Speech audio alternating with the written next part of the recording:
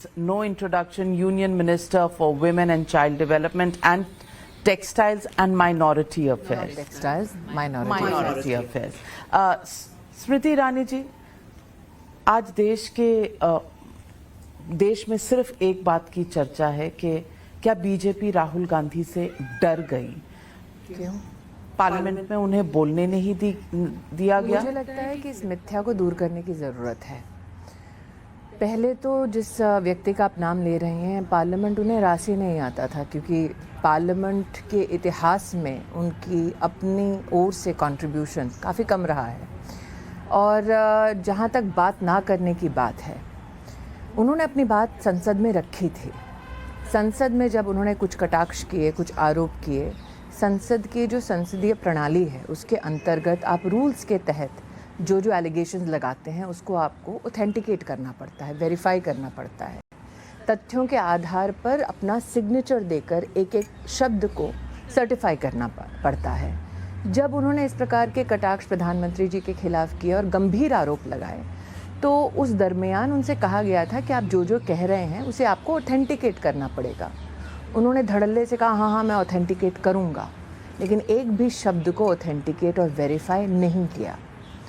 जब ऑथेंटिकेट नहीं किया तो जहाँ जहाँ उन्होंने झूठ बोला उस पर संसदीय जो रूल्स हैं उसके अंतर्गत स्पीकर का अधिकार है, उन्होंने निश्चित रूप से कोई ना कोई कार्रवाई की होगी।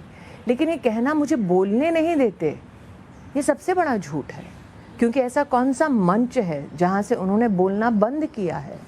चाहे संसद हो या संसद के बाहर, गरिमा और मर्यादा के विरुद्ध जाकर हर वक्त तीखा प्रहारी तो किया है। कांग्रेस एलिगेशन इज, उनका कहना है कि कोर्ट से जो प्रतिक्रिया आई है, ये हो सकता है कि राहुल गांधी को इस बात की निश्चित रूप से विडंबना नहीं, कहीं ना कहीं गुस्सा है कि मुझे झूठ बोलने नहीं दिया जा रहा, मेरे झूठ को हर मुकाम पर, हर मोड़ पर चैलेंज किया जा रहा है। क्योंकि एक वक्त ऐसा था कि जो वो कहते थे वही परम सत्य है जब वो सत्ता में थे। अब टेक्नोलॉजी के माध्यम से भी जो वो कहते हैं उसको चुनौती दिया जाता है, चाहे वो पॉलिटिकल पार्टीज द्वारा हो जैसे कि भारतीय जनता पार्टी, चाहे साधारण नागरिक हो जो इंटरनेट के माध्यम से राहुल गांधी के एक एक झूठ का पर्दाफाश करता है। तो राहुल गांधी चाहते हैं कि जब वो झूठ बोलें, उस झूठ की सराहना पूरा देश करे, उस झूठ का समर्थन भारतीय जनता पार्टी करे।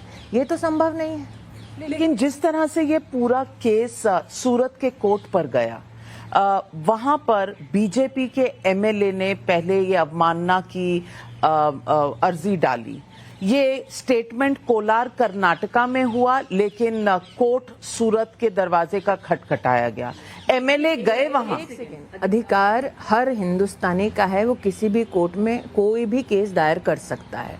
आप ये नहीं कह सकते कि मैं भारतीय जनता पार्टी की कार्यकर्ता हूँ, अथवा मैं भारतीय जनता पार्टी की समर्थक हूँ, अथवा मैं एक धर्म को बिलोंग करती हूँ, अथवा एक जाति को बिलोंग करती हूँ, अथवा एक जेंडर को बिलोंग करती हूँ, इसलिए जहाँ गांधी खानदान चाहेगा वहीं केस होगा। फॉर इंस्टेंस, अमित शाह के खिलाफ भी केस हुआ। गुजरात में नहीं किया आपने केस, आपने मुंबई में, महाराष्ट्र में चलाया। केस किसके सरकार के दौरान चलाया गया, किसके आदेश अनुसार चलाया गया?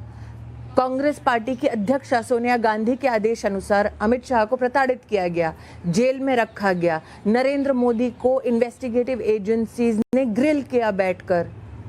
तब भारतीय जनता पार्टी ने क्या देश के बजट को रोका था देश की संसद में? आप ये कह रहे हैं कि अगर तुम भारतीय जनता पार्टी के कार्यकर्ता हो, अगर आप एक पर्टिकुलर समाज के हो, आपको राहुल गांधी इंसल्ट करेगा, आपके खिलाफ राहुल गांधी झूठ बोलेगा, आपके खिलाफ राहुल गांधी एक विशियस कैंपेन चलाएगा, और आप जुडिशियल रेमेडी तक नहीं ले सकते। लेकिन डेफोमेशन लॉ कहता है कि कभी भी जनरल स्टेटमेंट पर नहीं को अप्लाई करने का अधिकार कोर्ट का है। कोर्ट ने किस आधार पर लॉ को और कैसे अप्लाई किया है, I will not sit here and revisit the wisdom of any court to say that a judicial process was not fairly done, to say that a judicial process should be used as a political weapon, to say that I am so politically arrogant that I will not accept a judicial verdict, and to convert it into political mayhem in such a fashion that you insist on not passing the budget of the country. That is what the Gandhi Khandan has done. They think हमारा जन्म सिद्ध अधिकार है इस देश पर हुकूमत करना. Or how dare people of this country vote for Narendra Modi? How dare people of this country go on a path of economic development? How dare this country become the 5th largest economy of the world? How dare this country now have vaccine Maitri with 160 countries? How dare this country manufacture a vaccine made in India for the people of the country and servicing the rest of the world? ये सारा तमाशा जो गांधी खानदान का है, और ये सिर्फ गांधी खानदान का है, क्योंकि अगर आप चिदम्बरम साहब का ही वक्तव्य सुन लें, वो इस बात से धीरे धीरे हो रहे हैं कि हम तो कोशिश कर रहे हैं आंदोलन करें, लेकिन जनता हमारा साथ नहीं दे रही है. चिदम्बरम साहब का एक वक्तव्य है कि राहुल गांधी चाहे कुछ भी बोल ले, लोग सड़क पे राहुल गांधी के साथ नहीं उतर रहे. तो राहुल गांधी की जो जिद है, how dare Narendra Modi win an election free and fair. लेकिन स्मृति ईरानी जी, सवाल ये भी है, आपने कहा अमित शाह जी के साथ ये हुआ, मोदी जी के साथ ये हुआ, तो किसी ने बीजेपी, तो ये बदले की राजनीति है क्या? हाय तौबा, किसी ने नहीं की थी. बदले की राजनीति कैसे हो गई? गाली राहुल गांधी बके हैं ओबीसी कम्युनिटी को, और बदला हम ले रहे हैं. राहुल गांधी देश के खिलाफ जाकर लंदन में बोलते हैं, बदला हम ले रहे हैं. राहुल गांधी हिंदुस्तान के मेक इन इंडिया प्रोजेक्ट का उपहास उड़ाते हैं. Who is India Navika? You, I and 1.4 billion people, we are India. He doubts our capacity as Indians to manufacture for the world, for ourselves. वो हिंदुस्तान पे कटाक्ष करे, बदला हम ले रहे हैं. लेकिन आपके जो विधायक थे वहां, उन्होंने सूरत से जाकर हाई कोर्ट में अपने ही केस पर स्टे लिया. पूरे घटनाक्रम पर सवाल उठाया जा रहा है. कह रही हूँ, वो इसलिए सवाल उठा रहे हैं क्योंकि उनके पास कोई जवाब नहीं है. मुझे बताइए, इतने धुरंधर वकील हैं कांग्रेस पार्टी में, और आप कहते हैं कांग्रेस पार्टी का एक भी धुरंधर वकील एक कोर्ट का केस लड़ने में सक्षम नहीं है. कब से जजमेंट आ गई है, तब से ये लोग वर्डिक्ट पढ़ रहे हैं. ये संभव है? कहीं ऐसा तो नहीं कि राहुल गांधी को लगता है वो पॉलिटिकल मार्टर हो जाएंगे? तो अगर वो पॉलिटिकल मार्टर होने की बात कर रहे हैं तो इससे में पढ़ा है, ओपन नाम की एक मैगजीन है, उस मैगजीन में एक पत्रकार के आर्टिकल में लिखा है कि राहुल गांधी को उनके वकील ने कहा माफी मांग लीजिए, आपने पूरे ओबीसी समाज का अपमान किया है. राहुल गांधी ने मना कर दिया, उस वकील ने केस वापस कर दिया. राहुल गांधी से मैं पूछना चाहती हूँ, क्या ये सत्य है? मैंने तो मैगजीन में पढ़ा, बताएं ना क्या ये सत्य है? चिदम्बरम साहब कह रहे हैं हम आग लगाने की कोशिश कर रहे हैं, आंदोलन करने की कोशिश कर रहे हैं, लेकिन इस देश में एक भी नागरिक हमारा समर्थन नहीं कर रहा, मिडिल क्लास हमारा समर्थन नहीं कर रहा. क्या ये सत्य है? आपको लगता है राहुल गांधी की डिस्क्वालिफिकेशन के बाद शायद लोकसभा सेक्रेटेरिएट ने बहुत जल्दबाजी दिखाई? 24 घंटे में शब्द में नहीं बोलती हूँ, मैं अपने शब्दों में बोलती नहीं हूँ. आप कपिल सिब्बल साहब के शब्द सुन लीजिए. That there is an automated legislative response to a judicial verdict. और घर खाली कराना ऑटोमेटेड है? There is an automated, क्यों घर खाली नहीं होगा? मुझे इतना बता दीजिए, ये घर किसका है? आज जहाँ आप इंटरव्यू ले रहे, मेरा है क्या? ये मेरा है? मेरा नहीं है. ये जनता के पैसे से बनाया हुआ एक मकान है, टैक्स पेयर का घर है. आप टैक्स पेयर है ना? मैं क्या आपके घर पे कब्जा कर सकती हूँ? ये मेरा अधिकार क्षेत्र मात्र तब तक है जब तक मैं अमेठी की सांसद हूं अथवा जनता की प्रतिनिधि हूं. आप मुझे कह रहे हैं कि the law should be equal for everybody with the exception of the Gandhi खानदान. वाई? कल को मैं अगर सांसद नहीं रही, आपको लगता है मेरी इस घर से मेमोरीज अटैच्ड हैं, मैं इस घर में 8 साल से रह रही हूँ, मुझे यहाँ रहने का अधिकार होगा? और अगर तब मुझे आया एक नोटिस, तब मैं कहूंगी आप मेरे खिलाफ षड्यंत्र कर रहे हैं, मुझे मेरे घर से, this is the people's house, and you are saying with a sense of arrogance that how dare you take me out of this house. By? Where did that notice emanate? Lok Sabha secretariat क्या है नाविका जी? Lok Sabha is the house of the people, and that secretariat administers the will of the people. The law says, procedure says, regulation says कि आप जब तक सांसद हैं तब तक आपको ये मकान दिया जाता है. जिस दिन आप सांसद नहीं हैं तब आपको मकान खाली करना पड़ेगा. इसमें हाई तौबा करने की क्या जरूरत है? ये सारे सांसदों को पता है. शायद ये हो सकता है कि आपको लगा था कि आपका आजीवन हक है ल्यूटियंस दिल्ली पर.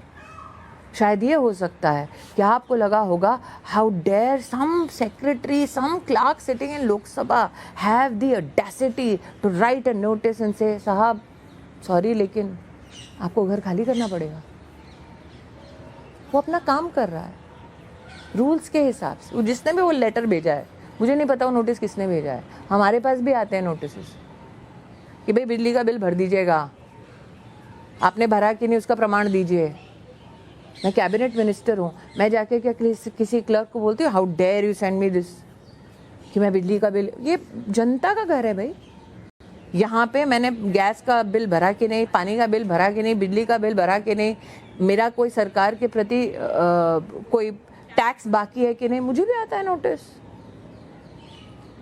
सो I think that arrogance, that sense of entitlement, that is shaken, and that is why this display of political arrogance. आप काले कपड़े पहन के देश का बजट की डिस्कशन हो रही है, वहाँ काले कपड़े पहन के घूम रहे हैं. किसको काला कपड़ा दिखा रहे हैं? देश की संसद को.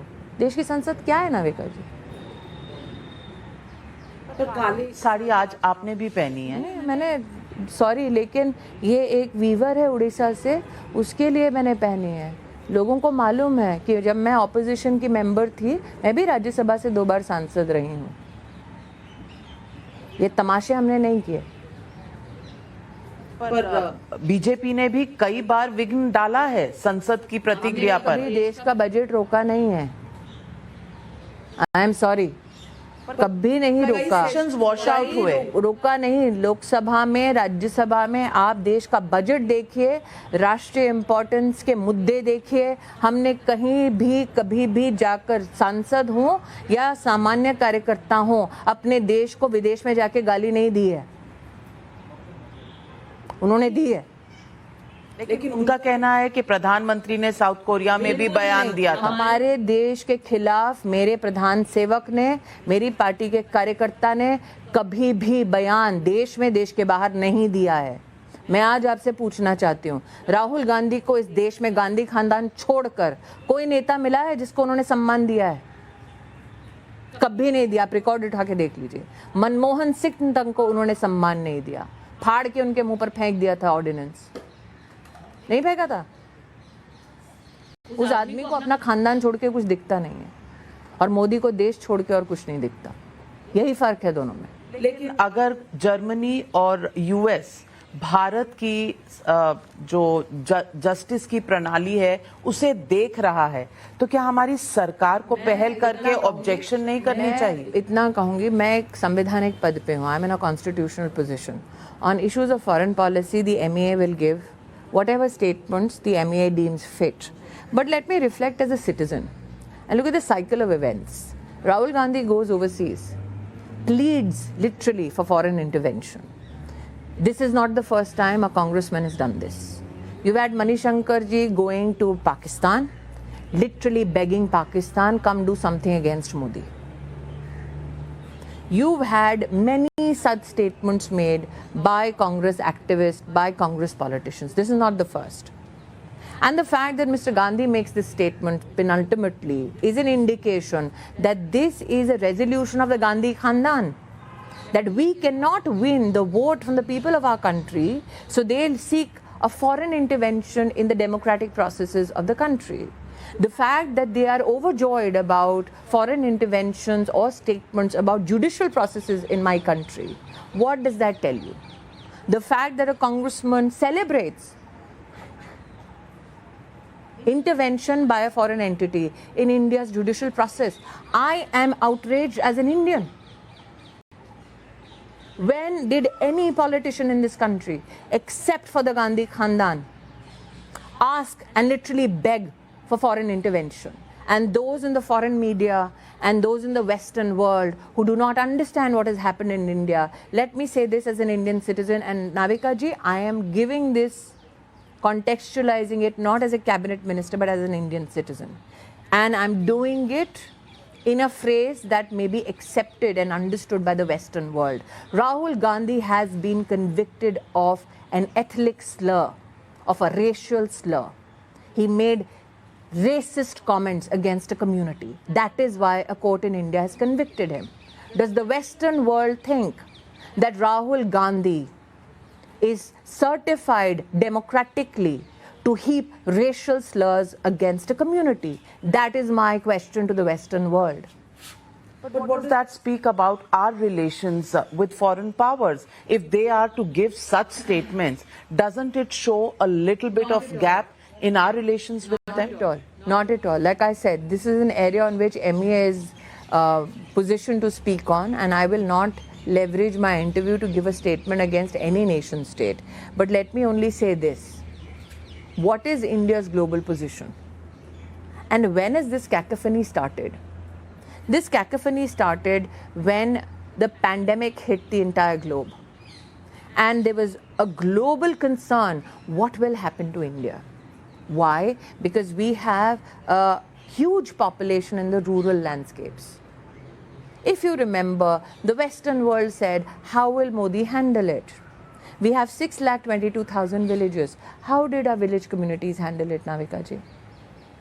We as a nation state have seen a government deliver food to the doorstep of 800 million citizens for the past 2.5 years at the cost of government of India under Modi's leadership. No country in the world has done it. What happened next?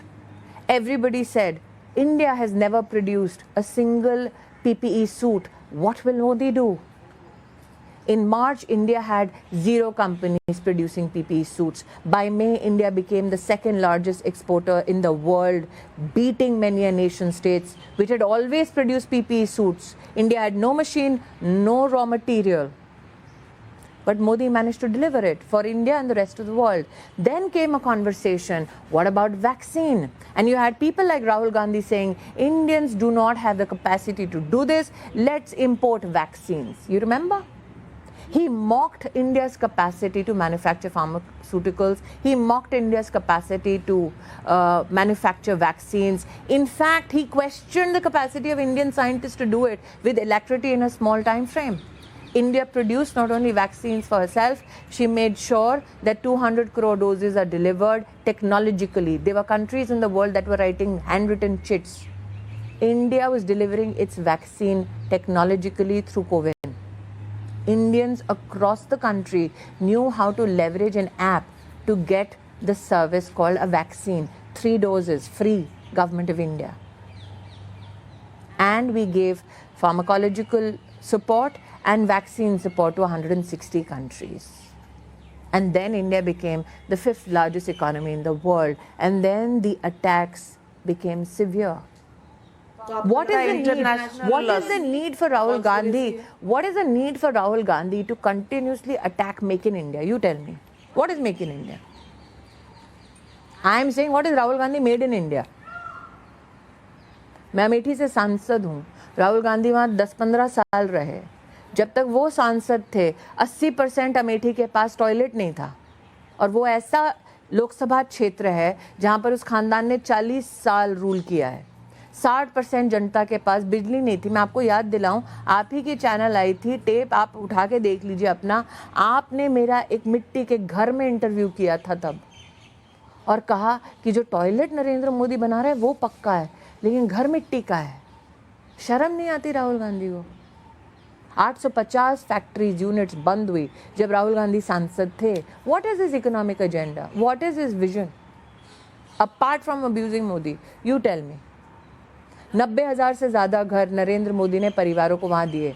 Navika ji, if you catch even 3 लोग ही पकड़ लीजिए एक परिवार में, कितने हुए? 90,000 घर बने. तो इतने लाखों लोगों के पास घर नहीं था. राहुल गांधी की आप इकोनॉमिक विजन, एडमिनिस्ट्रेटिव विजन पूछिए ना. जहाँ से वो सांसद हैं वहाँ डीएम का ऑफिस तक नहीं था. उसका शिलान्यास अमित शाह ने किया है योगी आदित्यनाथ के साथ. वहाँ पर पुलिस लाइन नहीं थी. योगी आदित्यनाथ जी ने वहां पर अभी पुलिस लाइन दी है। वहां पर पहला डायलिसिस सेंटर नरेंद्र मोदी की सरकार ने खोला। राहुल गांधी के खानदान ने उस फाउंडेशन में सिर्फ श्रीमती वाड्रा, राहुल जी और सोनिया जी हैं। 623 रुपए में 40 एकड़ जमीन ले ली और कहा हम कॉलेज बना देंगे। आज तक कॉलेज नहीं बनाया। हमने अमेठी के नागरिकों ने नरेंद्र भाई से और योगी जी से प्रार्थना करके वहां पर पहला सरकारी मेडिकल कॉलेज बन रहा है। अमेठी की पहली खाद की रैक हमने उतारी है मैडम। जो अपने संसदीय क्षेत्र में एक खाद की रैक नहीं उतार पाया, वो देश की इकोनॉमिक पॉलिसी, फॉरेन पॉलिसी पे जाके लंदन में कटाक्ष कर रहा है। सुनील जी, आप 2 बार लड़ी हैं राहुल गांधी के खिलाफ। एक बार मार्जिन कम किया और एक बार उन्हें हराया। नाविका जी, अगर आपको रिसर्च में बहुत रुचि हो तो आपके चैनल पे इंटरव्यू नहीं हुआ, लेकिन मुलायम सिंह यादव जी का एक इंटरव्यू है प्रभु चावला के साथ 2014 के चुनाव के बाद। अमेठी के ऊपर प्रभु चावला जी ने उनसे पूछा था कि मुलायम सिंह जी, अमेठी में तो ये हारते हारते रह गए। मुलायम सिंह जी का वक्तव्य है ऑन रिकॉर्ड कि नरेंद्र मोदी के भाषण के बाद सोनिया जी का मुझे फ़ोन आया कि आप राहुल की मदद कर दीजिए और मैंने 1 लाख वोट ट्रांसफ़र किया है। आप वो इंटरव्यू उठाकर देख लीजिए नाविका जी। मैं 2014 में 1,05,000 वोट से ही हारी थी 20 दिन में।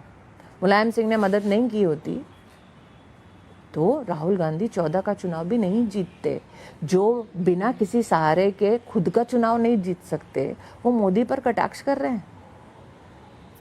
तो स्मृति ईरानी जी, 2024 के चुनाव आने वाले हैं।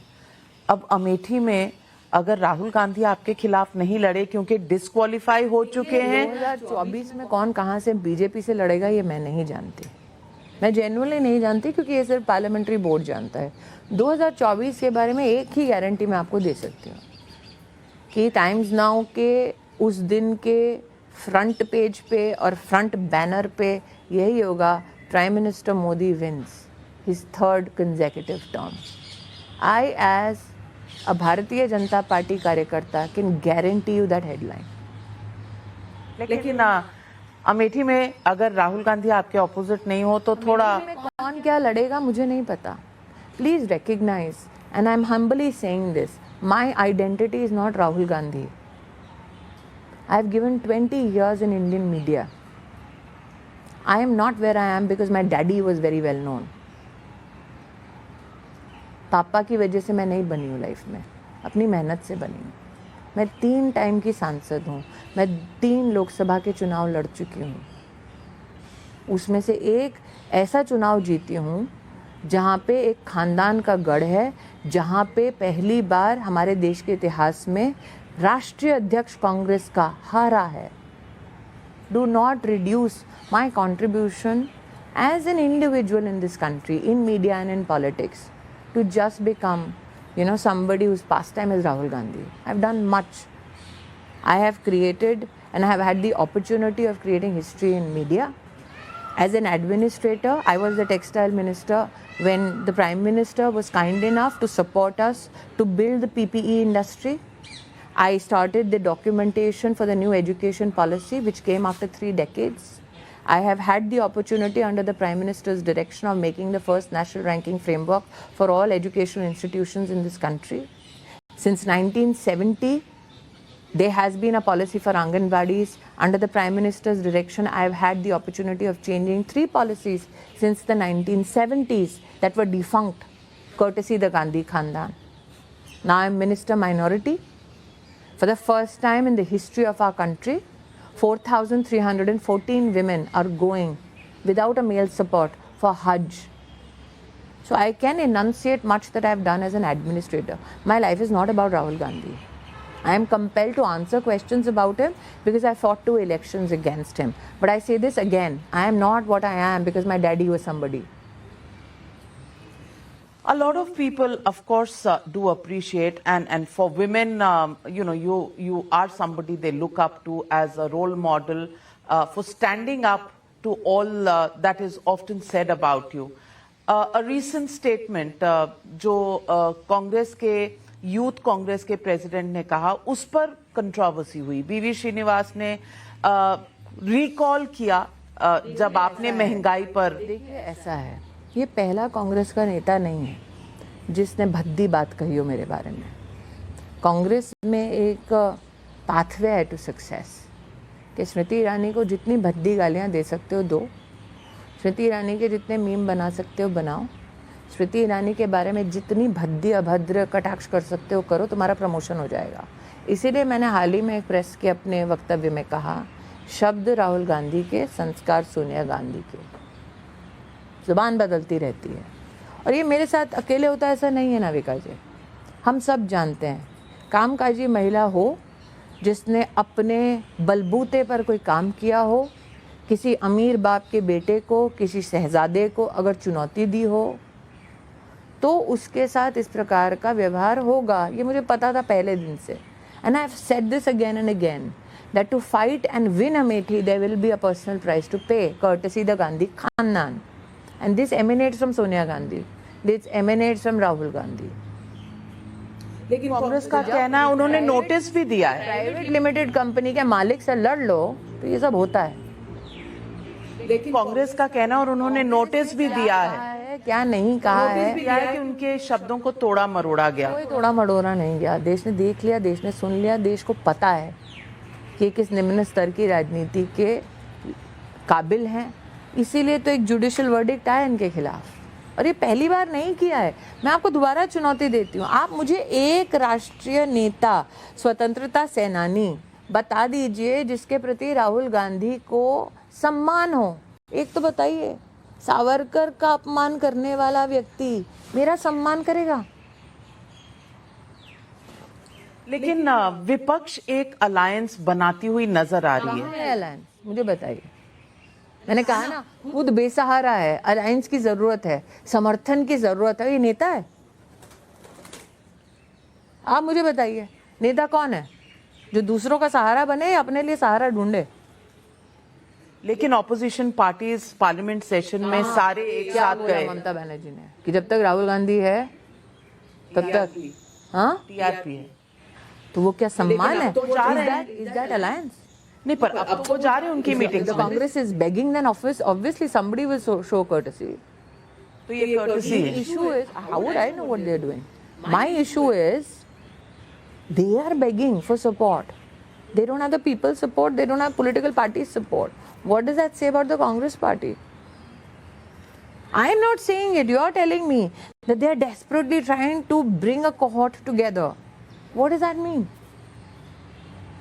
स्मृति ईरानी, कल रामनवमी थी, देश में फिर बहुत सी ऐसी वारदातें देखी जो रामनवमी पर हमने पिछले साल भी देखी थी, और इस पर ममता बनर्जी का एक स्टेटमेंट भी आया। मैं आपसे पूछना चाहती हूँ कि क्या बीजेपी पर एलिगेशंस लगाए जाते हैं कि बाहर से लोग लाए जाते हैं, कि राइट्स या इस तरह की आगजनी पूछ रही हूँ मैं, पीछे BJP? Law and order state का विषय है। स्टेट की मुखिया कह रही है मैं सहाय हूं, फिर तो आप मुख्यमंत्री क्यों हैं? क्या ये पहली बार है कि law and order has gone awry in West Bengal? चुनाव के बाद 60-60 साल की औरतों का, हिंदू औरतों का सामूहिक बलात्कार हुआ कि नहीं? और करने वाले क्या टीएमसी के गुंडे थे? क्या वो केस लंबित है? क्या टीएमसी के गुंडों ने, नेताओं ने गांव-गांव जाकर भाजपा के कार्यकर्ता और भाजपा के समर्थक, भाजपा के वोटर्स को ये कहा अपने घर की औरतें हमारे पास छोड़ जाओ तभी तुम्हें गांव में एंट्री होगी? क्या आपने ये चलाए थे टेप्स, वीडियोस चलाए थे? तो एक मुख्यमंत्री कह रही है मैं असहाय हूं, मेरे प्रदेश में आगजनी हो रही है, मैं कुछ नहीं कर सकती।